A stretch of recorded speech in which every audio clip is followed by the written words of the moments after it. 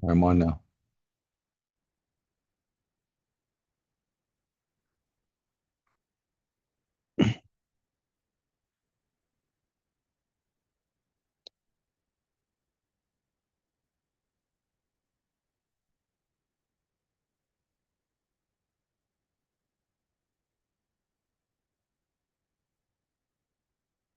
Hello? Mic muted. Board of Authorities meeting.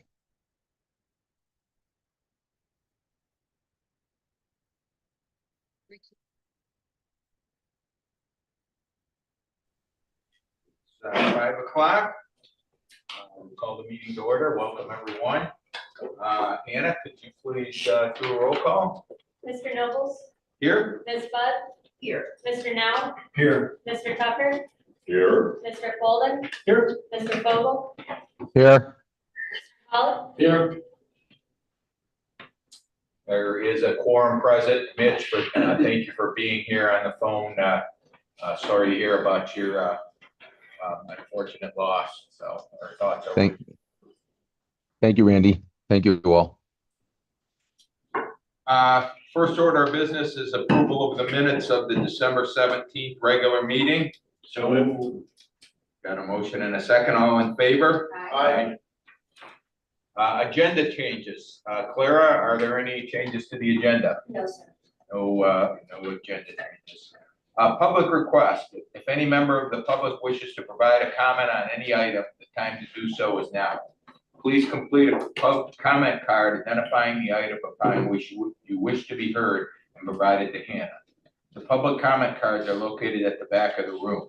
Each member of the public wishing to comment will be provided 5 minutes to do so. The chair reserves the right to move the public comment opportunity on a specific agenda item to the point in the agenda when that item is to be considered and or to extend the allotted time per speaker. Hannah, are there any public requests? There are none at this time. Thank you. Consent agenda. There are no items tonight on our consent agenda. Federal, state, and municipal input. Clara, is there any? Not this evening. Okay, thank you. Financial report, the December 2025 financial report. Mr. Now, would you please introduce? Yes, thank you very much. In your board packet, you'll see some of the summarized details, and Robert is going to go over the summary report for those present here at the meeting. It is the third month of our fiscal year, so I did review the detailed reports, looking for variations. Those variations are presented in the cover memo that you have in your agenda package, and Robert will talk about those variances and the rest of the financial report. So with that, I'll turn it over to Robert. Yes, thank you. We might go without the presentation on this one. So before you is the financial report through December 31st, 2025. Total operating revenues are approximately $2.1 million, and that's 8.2% above budget year to date. Total operating expenses are about $1.4 million. That's down approximately 26% to budget. Net income before depreciation is approximately $770,000. So on behalf of Airport Management, Secretary Treasurer, respectfully present the financial report to the Airport Authority. And I'll be happy to answer any questions if you have them. Any questions? Robert, just for the public record, could you go over the basic variations, those three you have in the cover memo, for since we don't have the report that we look at?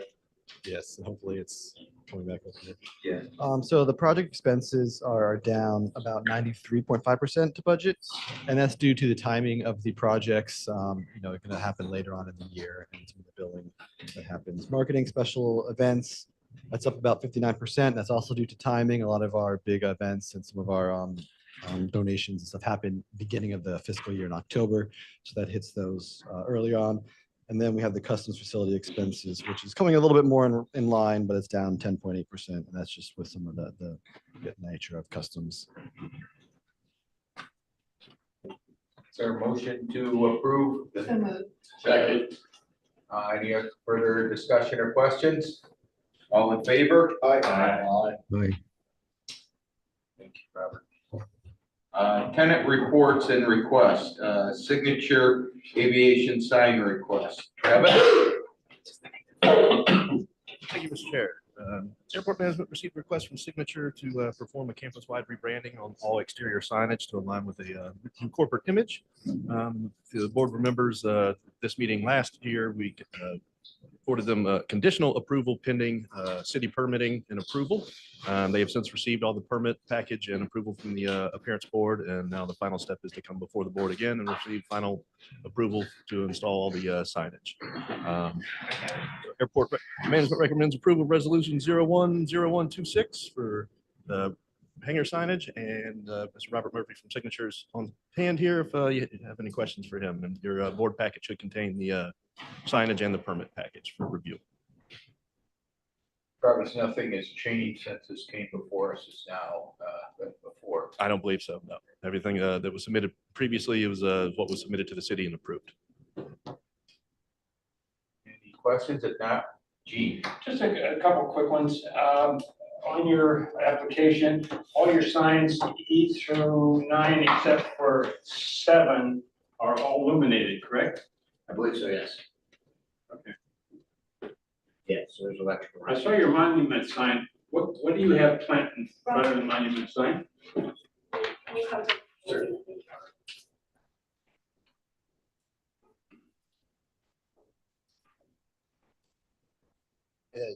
Monument sign you're asking about?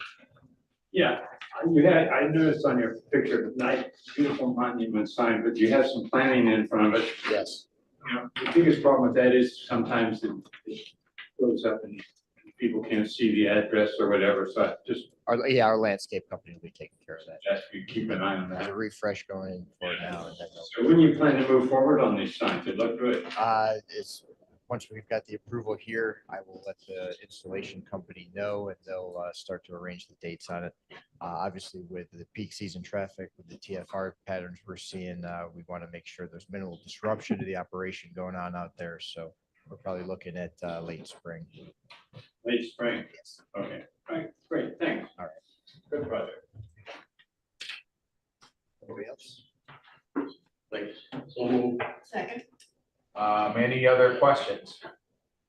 All in favor? Aye. Looks good. Thank you. Thank you. It's nice. Executive Director and staff reports. Operations and noise abatement report for the month of December 2025. Leonel. Thank you, Mr. Chair. Good evening, the Romero Operation Coordinator. For you, it's the Operation Noise Abatement Report for the month of December 2025. In the month of December 2025, there were 7,537 operations, which is a 10% increase from operation of December of 2024. In 2025, 16 VIP TFRs have been implemented over Mar-a-Lago, which one of them happened in December, increasing the total TFR operation to 10,965 for 2025. During the holidays week from December 20 to December 31st, operation increases about 48% compared to the same week of 2024 due to the TFRs. Also, December 2025 was a higher month for TFR for operations under the TFR with 2,530. Jet A deliveries were up by 32% compared to December 2024, and Avga deliveries were remained roughly the same compared to December of 2020. There were 9 household file noise concerns in December of 2025, which was from the noise hotline and the online noise reporting. During the month of December 2025, Custom have 231 aircraft clearings, which is an increase from the 224 total clearings during December of 2024. And there was 1 vessel clearing as well. These 231 aircraft arrived from 22 different countries. There were 32 after-hours clearing for the month. And for December 2025, the observation area received approximately 904 visitors and a total of 8,667 visitors for the entire year. This concludes the operations report for the month of December 2025. I'm happy to answer. Questions? Thank you, Leonel. Presentation of the 2025 annual operations and noise report. This is something that we're doing now. I think it was Jim's suggestion that we start doing an annual recap just to kind of show the whole picture of the year instead of taking out kind of the peaks and valleys that we would see. So Robert Pratt. Thank you, Mr. Chair. Robert Pratt, Operations and Program Manager. Before you is the 2025 Annual Operations and Noise Abatement Report. During the year, we had 85,203 operations, which makes it the 9th busiest year since the tower opened in 2000. While total operations are slightly down compared to last year, IFR activity increased by about 8,000 operations and training flights went down by about 9,000 operations. A touch and go is typically counted as 2 operations, and so many of those were traded for business jets due to TFRs. For the year, Customs had 2,253 clearings, which is the 2nd highest year to date, with majority of those clearings being the medium-sized jet aircraft. These 2,253 clearings for 2025 came from 47 different countries, with the majority of the flights clearing from the Bahamas and Canada. This brings the to-date clearings to roughly 12,823 aircraft clearings and 60,238 passengers cleared through customs. During the year, we received 3,727 noise calls, of which 88% of those calls were made by 2 individuals. These numbers have increased 67% compared to last year. A lot of that has to do with the new flight paths and increased IFR traffic due to the TFRs. And as you can see, majority of those are first-time and one-time callers. Getting into some of the noise metrics, I'm not going to get too into the weeds on this slide, but the 2 metrics that we're going to be focusing on today, it's going to be DNL, or day-night average sound level, and LMAX. LMAX being the moment of maximum sound level for each operation picked up by the noise monitors. And just for reference, this is some of the comparative noise levels that the FAA has published online on their website as well to show some of the noise levels for regular common household items. So looking at noise contours to show how noise can vary over extended areas, noise metrics results like DNL are drawn on maps in terms of lines connecting points of the same decibel. These maps are called noise exposure maps, and they show the noise contours out to the 65 DNL. These contours are useful for comparing aircraft noise exposure throughout an airport community. As you're all aware, we recently completed an update to our noise exposure map, which has been submitted to the FAA for their acceptance. We have not heard back from them as of yet, but as you can see, the 65 DNL contour over here, I don't know why it does that every time I do that.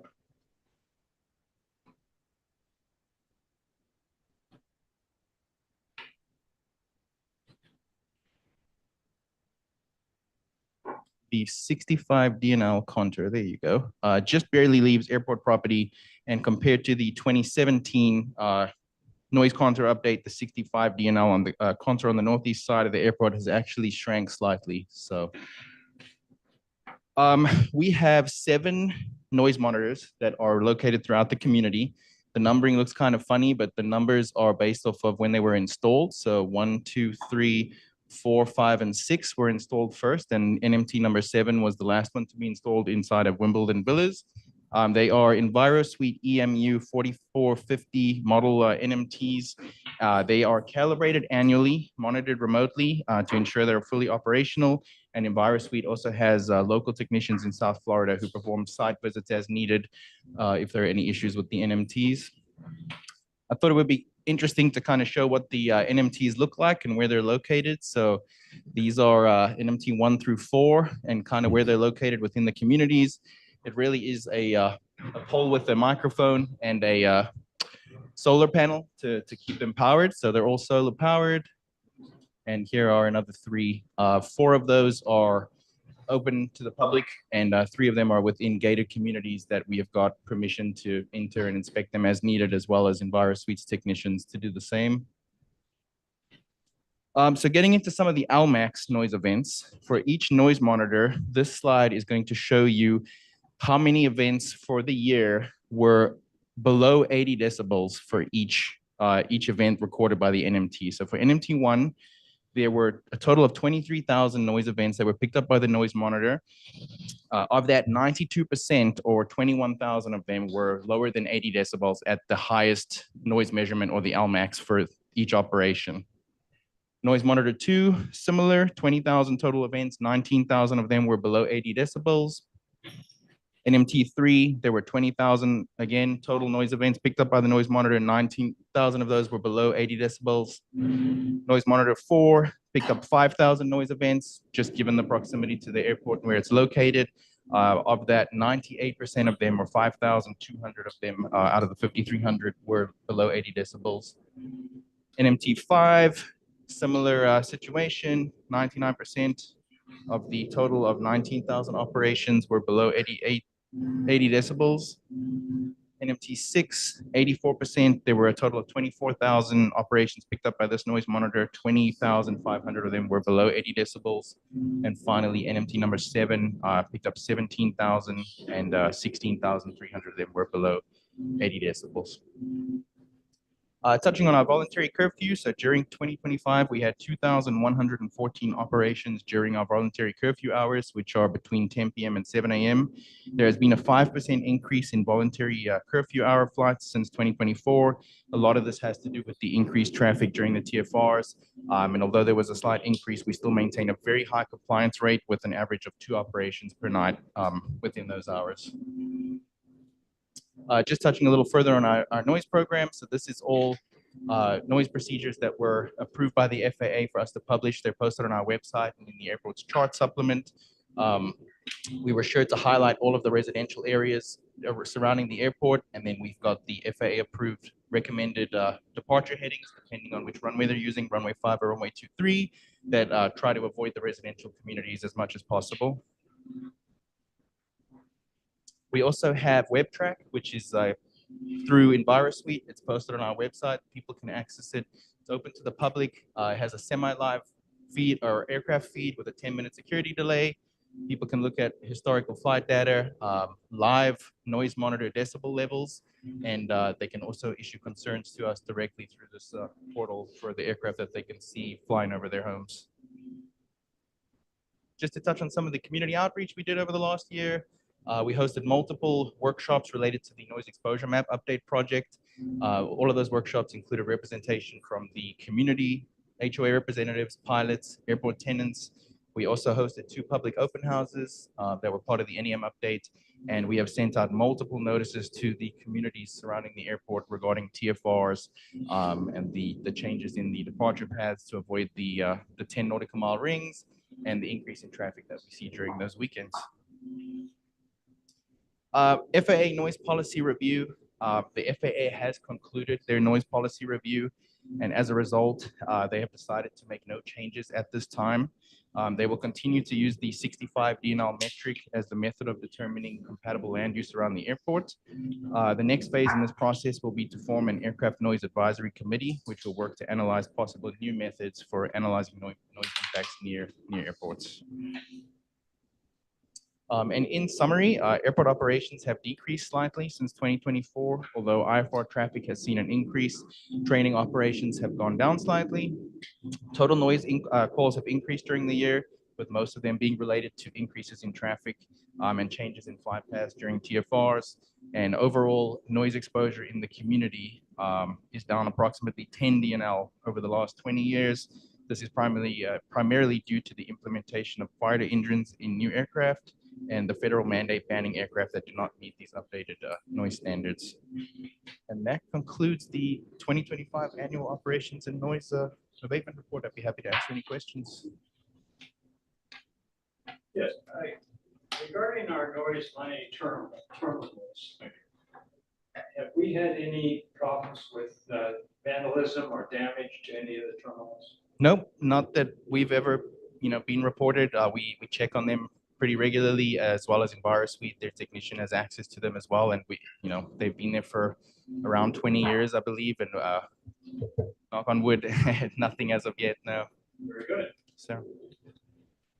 Didn't we just do an update recently to was it the hardware or something with the noise monitoring terminals? Or- I believe when we switched over to EnviroSuite from L3 Harris, we, the NMTs now, I can't recall if we owned the original ones, and these are currently leased through EnviroSuite, correct? Right, so they were changed out when we changed over to EnviroSuite. So the point being is, you know, the hardware and the software is always, you know, state of the art, and there's, you know, no point in glitches or anything with Yes, sir. that. Yep. Anything else for Robert?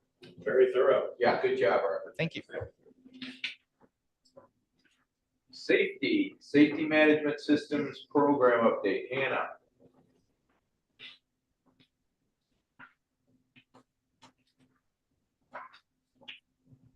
Thank you, Mr. Chair.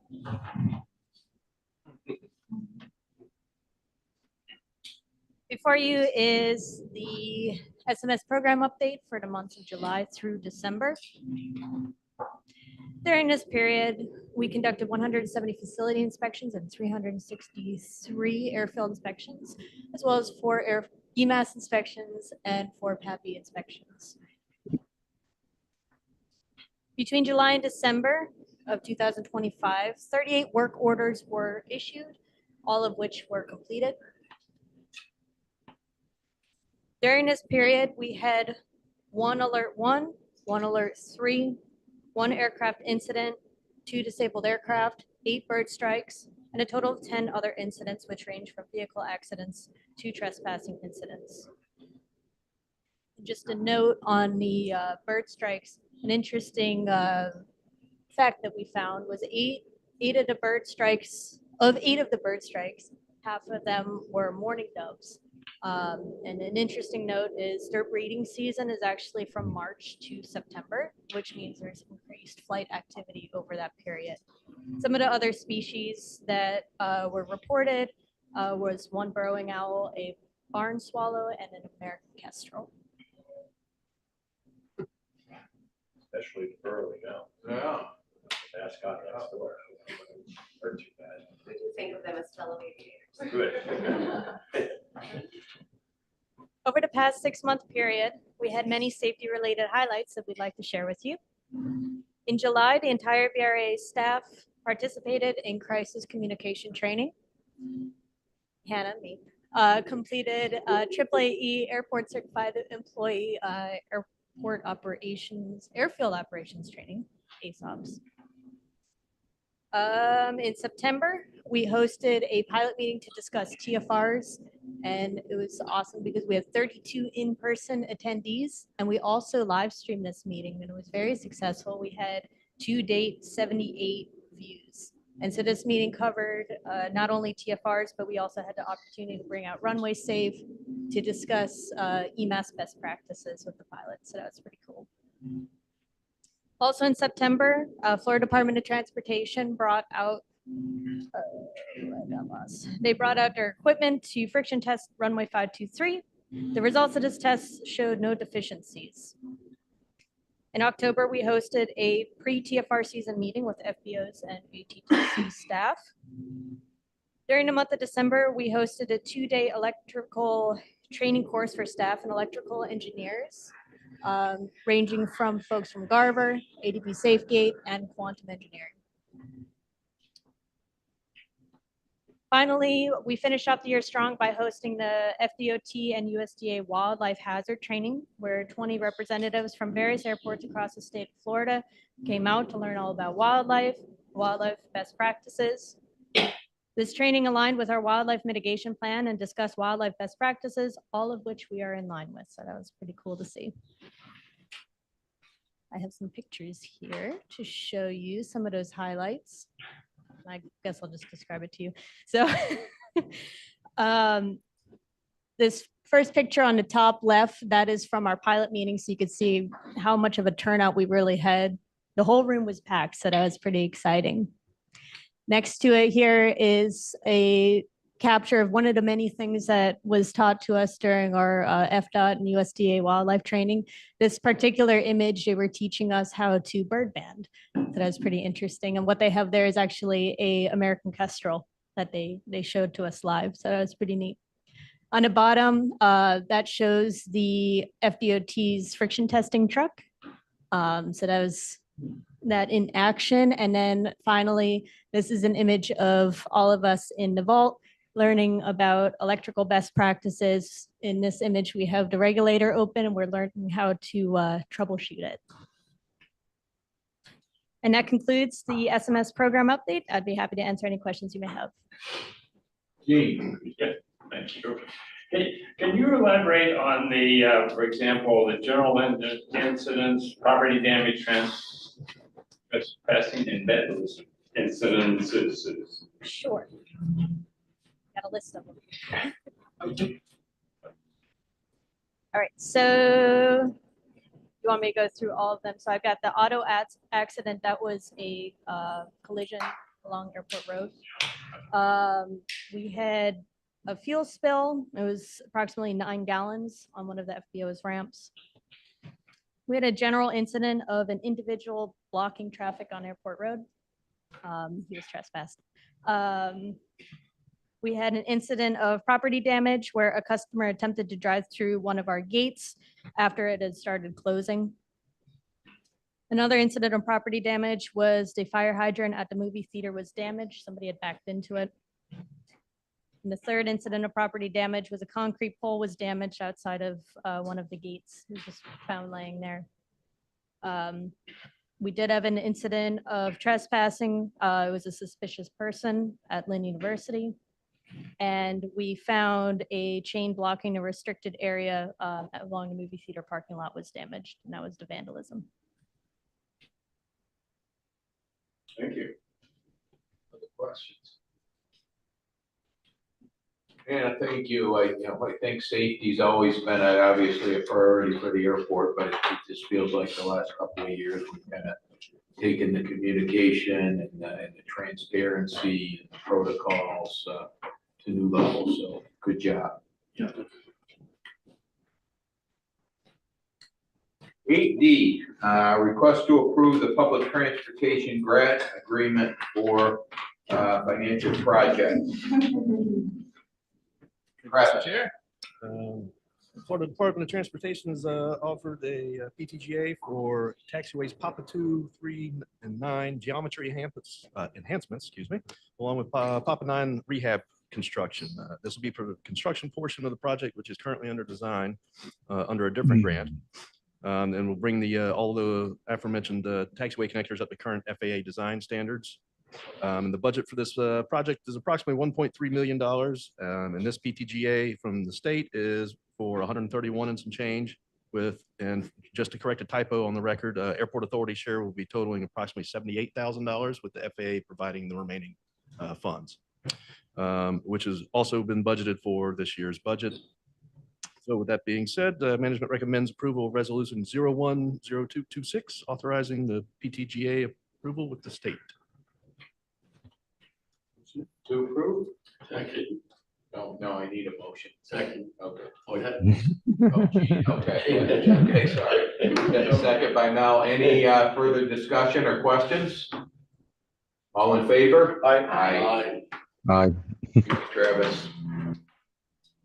8E, disadvantaged business enterprise consulting contract extension. Scott. Thank you, Mr. Chair. The item before you is the second and final option on the disadvantaged business enterprise contract with CNS Engineers. The contract was actually set to expire at the end of last year, December 31st. We didn't make it to the December or the November meeting, and there were some extensive changes to how that program is enforced by the executive branch of the U.S. government. But we did have a 90-day holdover period that the executive director was able to exercise as we evaluated those changes. And now we are recommending exercising the second and final option. The changes to the code were basically how TBE tracking and participation was measured. Essentially, you can't use race or gender as an inherent disadvantage. They now have to come up with a new way to measure whether or not a business is disadvantaged, which means there's no certified DBEs, therefore there's no DBE goals, but we still have to follow other aspects of the program like Title VI, prompt payment, all that sort of thing. So the original 5th-year option was gonna be for $26,500. That's more than some of the other years because this was the year where we were gonna revamp the entire program and also set new goals. Since we don't know exactly what the program is gonna look like, it will be billed out as a not to exceed. So if they pare the program way back and we don't go through all that effort, it won't bill out to the full amount. If we do have to completely redo everything, then it will be billed at the full $26,500 amount. So airport management recommends approval of resolution 010326, approving the final 1-year contract extension with CMS Engineers for DBE Consulting. And I believe we have Lisa Howard with CMS on the line, calling in from what I assume is the much chillier New York than here. Do you have any questions for her? Gene. Sure. For me. You didn't want to go home. No. Like Bill Schwartz used to say, we'll order breakfast. Can you tell us what are socially economic whole disadvantaged individuals? Give us some examples of these poor people. Lisa, I'll let you take that, but I believe that's one of the things that they are reevaluating as part of the new executive branch guidance. They have to come up with a new way to determine who in fact is socially disadvantaged and how you measure that. Good afternoon, everybody. I can tell you that currently all states are in the process of reevaluating who is disadvantaged and who isn't, based on individuals' personal narratives. So an individual actually has to explain how they have been disadvantaged against without reference to race or gender. These are all interpreted differently, and each state has their own way of determining if they are disadvantaged. Okay, I just wanted to see if I was one of them, but anyway. You always write a letter to the government and see. Like, you know, I read through all of this, and I see that we, as a LPA, have a DBE, which is also includes a CUF by DOT and FHWA, and which also includes OSDBA, which I guess my question is, should we also have a WDFDA? A master dictionary for decoding acronyms.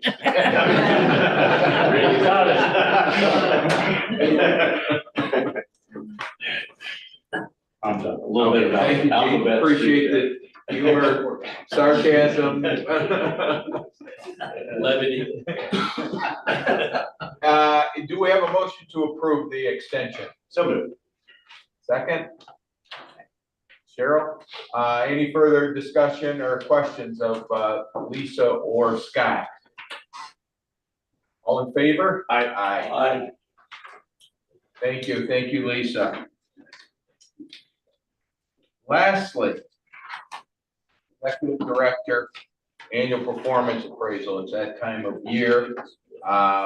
We have all had the opportunity to review the evaluation form for Clara, and everyone has provided her feedback to her in writing and during individual meetings.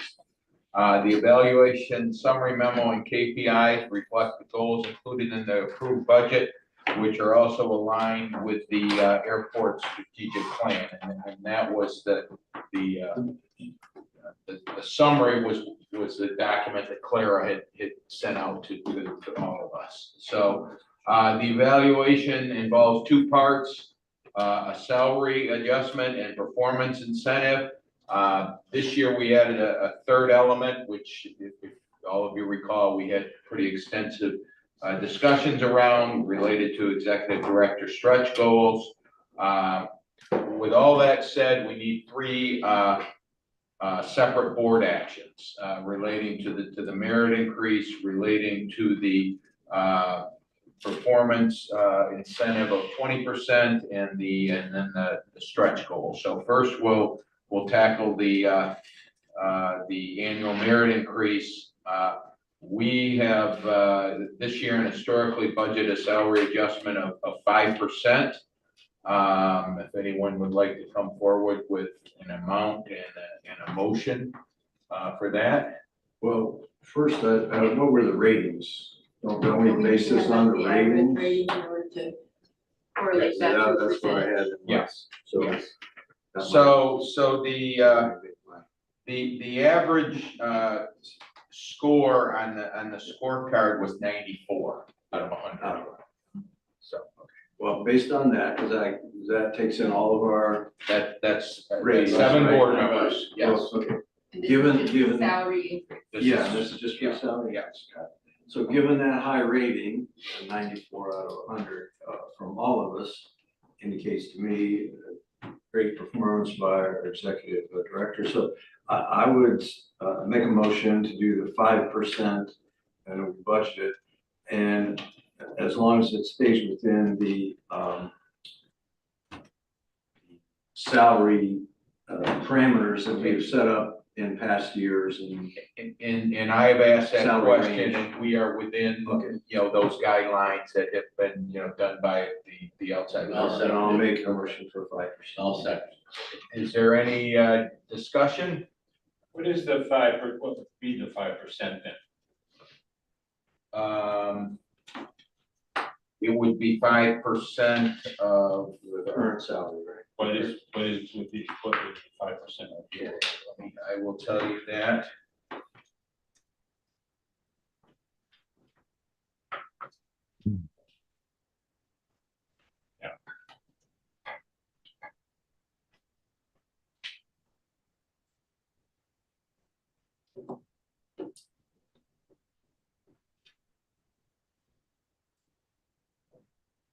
Be $13,976. Okay, that's fine. Okay. All in favor of the 5%, signify by saying aye. Aye. Any opposed? 5% is the first for the merit increase. The second is the eligibility for the 20%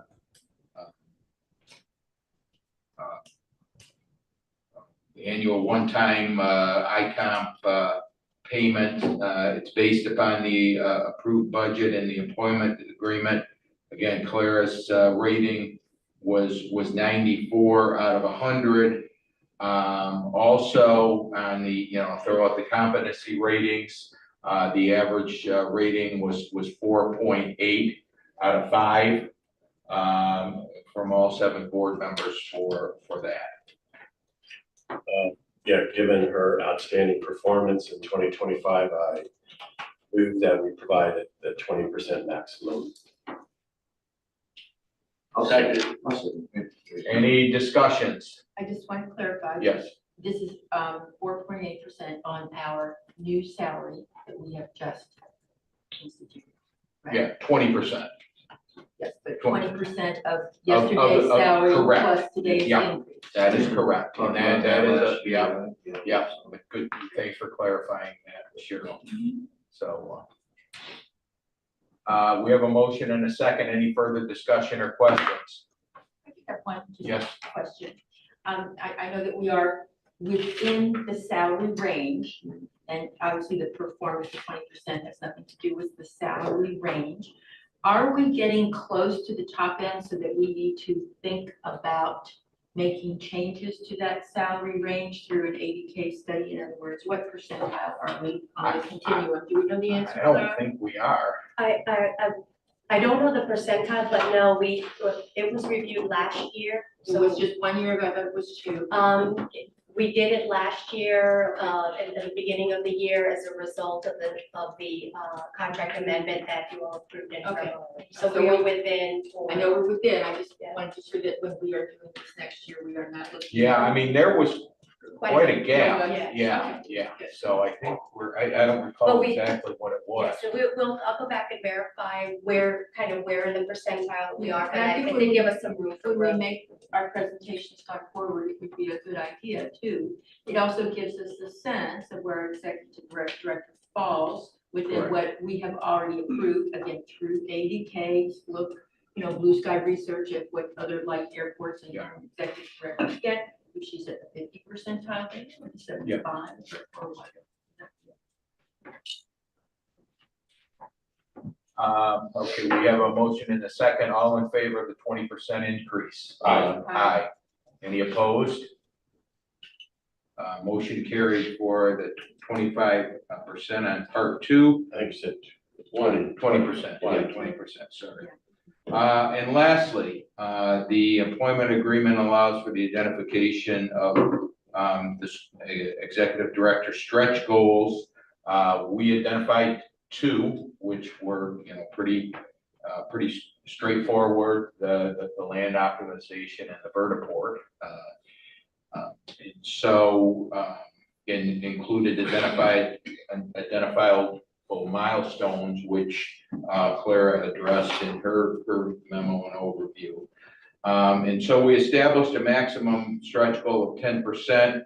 Clara's rating on this was 9.6 out of 10 from the 7 directors. So I would ask for a motion for a performance incentive percentage for the executive director stretch goals. So moved. second. Wait a minute, we need a number. Yeah. Full 10%. Full 10%, okay, 10%, Bob. Any further discussion? Question? Again, a question. Yes. So these, I remember the conversation that we had about stretch goals, and what they're supposed to be, obviously, a stretch for us, and for the executive director. This particular one, both of them have multiple phases to them, and this is phase 1. Have we identified the milestones for phase 2 of all of these? In other words, that you would be working on this calendar year for review January of next year. Yes, those were adopted, if I recall correctly, in August, I believe, or September. I'm sorry, no, they're in July or August, pardon, I don't recall, but it was in the summer. And if you remember, we had a calendar of activities that were tied to the SMART goals. If I recall correctly, the goal is to complete the land use optimization study in December. And the vertiport was given sort of a lower weight, if you will, and that one was deferred for completion in next year, in So 27. my suggestion would be that quarterly you report on progress towards these goals. And make it as a presentation. Effectively, what you have in what I sent you last week is a quarterly, so I think that works out very well. And to Cheryl's question, can you just bring back for the February meeting exactly what the goals for the year? I do remember that we Part of the budget. Right, that we approved, but I I It'd be think nice it's to good to have have a clear line of sight Yeah. on what these are. Yeah. It may be that times change, or we want to change some of those milestones. And remember, these are stretch goals, and just like on your Yeah. financial goals, if we consistently meet them year after year, we're not stretching enough, No, are we? So we correct. need to be thinking about that as Yeah. we move forward. So just to be clear, you're asking for me to bring back the stretch goals, or did you want to see the budget goals as well? I'm That talking are in about the stretch budget goals, report. because Stretch goals. I think the stretch goals, so The line of sight on budget. it's really, and then I like the idea of just getting a little update every quarter. Yeah, those are very high profile projects, as you know, so I think keeping you in the loop on a regular basis. is And just in that end, I was very impressed, I mean, as I'm sure each of you were, as we identified some of these last year, I thought, boy, these really are. Yeah. This is my favorite word, legacy for all of us and for Clara as absolutely. well. So should this come to fruition, as we hope it will, within our tenure here and Clara's tenure, this is really, really good stuff. Yeah, So- they're exciting initiatives and they're really, game changers. Transformative. Transformative, and that's what we're looking Yeah. for. Yeah. So we may be pushing those a little bit, Yeah. the milestones and the timing. So we have a motion by Cheryl, a second by Bob for the 10% of the stretch goals. All in favor? Aye. Oh, Question, 10% of what? 10% of her salary. Newly So approved the- salary. the newly approved Current salary, salary? the newly approved Yeah, salary. just like the previous, Yeah. just like the bond. Not yesterday's salary, but today's.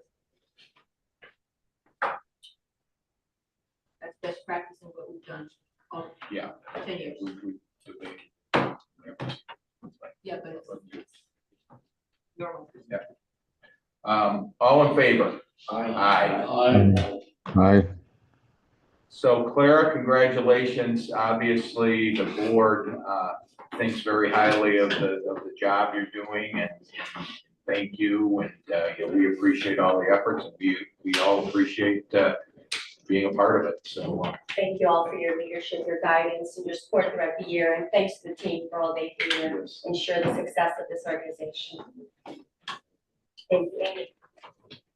board member request and report. Do any board members have anything that they would like to discuss? Gene?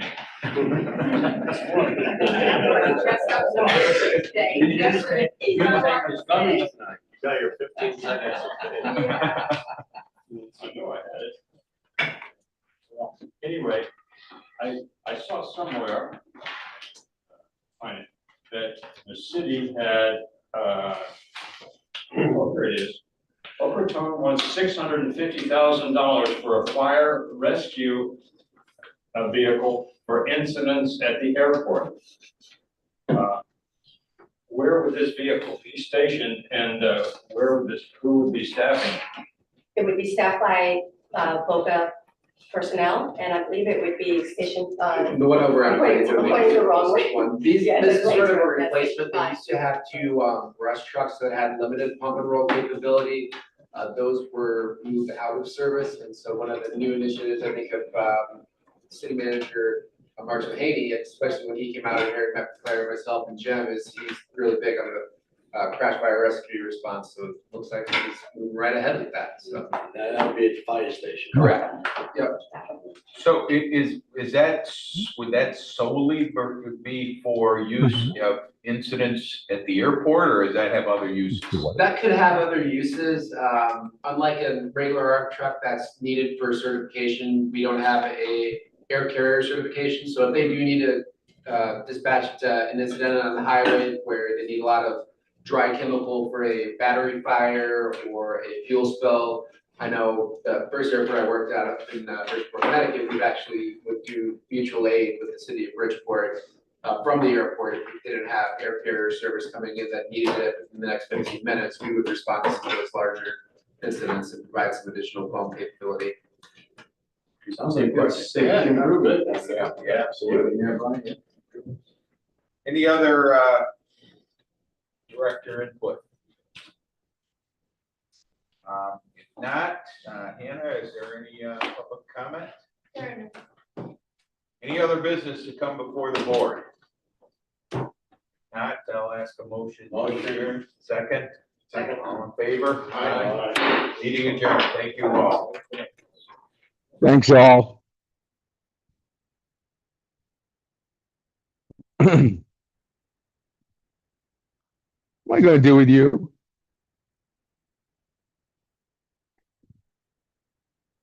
What am I gonna do with you? Seriously. There's no water.